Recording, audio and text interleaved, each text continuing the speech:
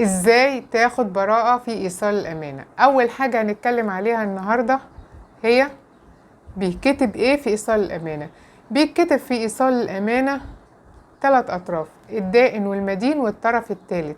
مثلا عبد الصمد كمدين خد من امال كدائن مبلغ من المال علشان يوصله لمين؟ للطرف الثالث اللي هو محمد. مثلا عبد الصمد خد الفلوس من امال وموصلهاش لمحمد، كده عبد الصمد ارتكب جريمة خيانة امانة، والجريمة ديت في القانون المصري بتكيف بجريمة تبديد. وعقوبة جريمة التبديد او خيانة الامانة في القانون المصري بتبقى من 24 ساعة ل3 سنوات. الحكم هنا بيصدر فيه جنحة التبديد على حسب الدائرة اللي بتنظر القضية.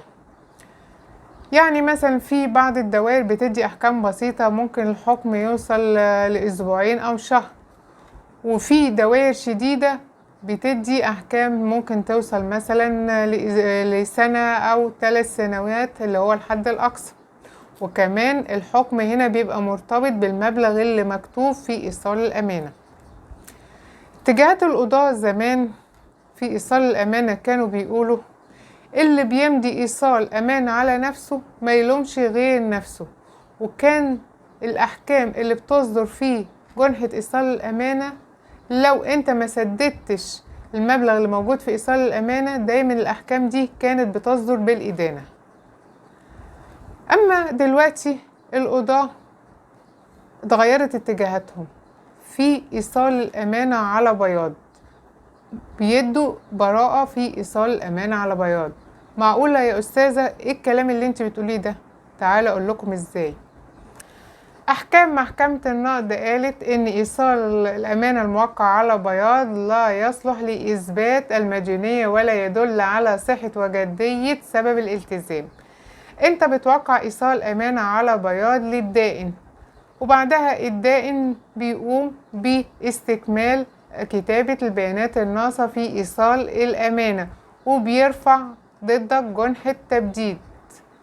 انت بقى دورك ان انت تروح المحكمة تحضر اول جلسة وبتطلب من القاضي الطعن بالتزوير على الإيصال سند الدعوة، وبتطلب إحالة الدعوة للطب الشرعي. والدعوة لما بتروح الطب الشرعي هناك بيستدعوك وبيستكتبوك، والخبير هناك في الطب الشرعي بيودع تقريره كالآتي: بيقول ان التوقيع توقيع المتهم فعلا، ولكن خدوا بالكم من كلمة ولكن البيانات اللي مكتوبة في صلب الإيصال مكتوبة بخط مخالف لخط التوقيع على الإيصال. وكمان بيكتب ان في فترة زمنية ما بين كتابة بيانات الإيصال وبين التوقيع، فده بيشكك المحكمة في قانونية الإيصال سند الدعم، وإن في هدف غير قانوني لكتابة هذا الإيصال.